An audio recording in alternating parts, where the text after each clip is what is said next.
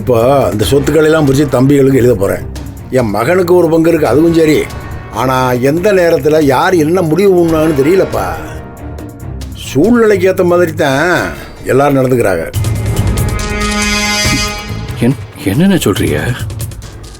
ஒன்றுமே புரியலையே. ஏப்பா, தம்பி சொல்கிறத 2 பேரும் பொறுமையாக கேட்டுங்க, அவர் சொல்லுவார். ஒன்றும் இல்லை கதிர், இப்போ உங்கள் அண்ணன் தான் எல்லா சொத்தையும் நிர்வாகம் பண்ணுறாரு. ஆனால் உங்கள் அண்ணன் என்ன நினைக்கிறாருன்னா, அவர் ஜெயிலுக்கு போனார்னா இல்லை அவர் போக மாட்டார், அவரை கண்டிப்பாக காப்பாற்றிடுவோம். பட் ஒரு பேக்கப்புக்காக ஒரு வேளை சார் ரெஸ்ட் எடுக்கணும்னு நினச்சா கூட எதுக்கு எதை பயன்படுத்தணும் அப்படின்னு சொல்கிறதுக்கும் நிர்வாகம் பண்ணுறதுக்கும் ஒரு கரெக்டான ஆள் வேணும். அந்த ஆள் யாருன்னு சார் கண்டிப்பாக மனசில் வச்சுருப்பாரு. கரெக்ட் தானே சார்? ஆமாப்பா. யார் சார் அது? நீங்கள் தான் தம்பி.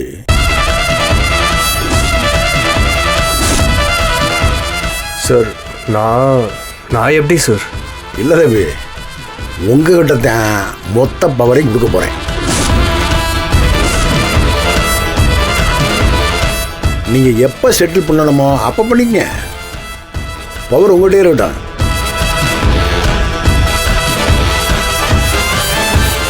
அண்ணா, எனக்கு புரியல. ஏன்னா எங்ககிட்டலாம் எங்ககிட்ட இருக்கக்கூடாதா? ஏன்னா நாங்கள் பார்த்துக்க மாட்டோம்னு நினைக்கிறீங்களா? ஏப்பா, உங்களுக்கு செய்யறதுக்காகத்தானப்பா அவருக்கு பவர் கொடுக்க நினைக்கிறேன். நீங்கப்பா கொஞ்சம் யோசிக்க தெரியாத ஆளாக இருக்கீங்க. இப்போ நான் ஜெயிலுக்கு போன போது மொத்த சொத்தை ஓம்பையில் எழுதி வச்சேனா இல்லையா? அதை கூட வச்சுக்கிறது தெரியாமல் திருப்பி எழுதி கொடுத்தவன் தான் நீயே. சார் ப்ளீஸ், அதெல்லாம் வேணாம் சார், தப்பாக எடுத்துக்க போகிறாங்க.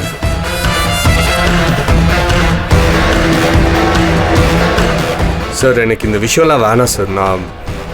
நான் கிளம்புறேன். தம்பி நெல்லுங்க தம்பி. தம்பி இங்கே வாங்க. இல்லை சார், எனக்கு வேணாம் சார். இருங்க, எங்கள் அண்ணன் உங்களை முழுசாக நம்புகிறார்.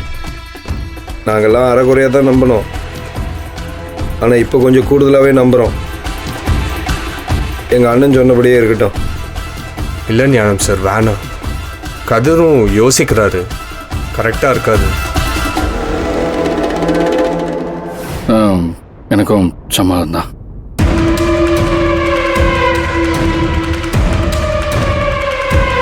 ஆனால் நான் என் மேலே நம்பிக்கையிலேயே தான் கேட்டேனே தவிர உங்கள் முடிவை நான் என்றைக்குமே மறக்க மாட்டேனே. ஒன்றும் பிரச்சனை இல்லைண்ணே, அவங்களே எல்லாத்தையும் பார்த்துக்கிட்டோம்.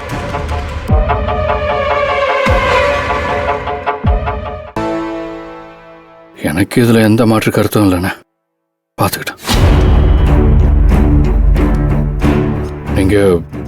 நீங்கள் எந்த விஷயம் செஞ்சாலும் அது சரியாக தான் இருக்கும்.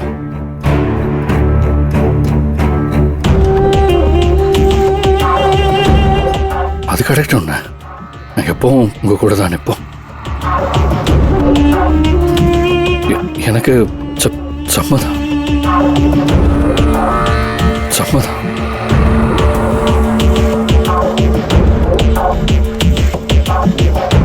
தம்பி இங்கே வாங்க.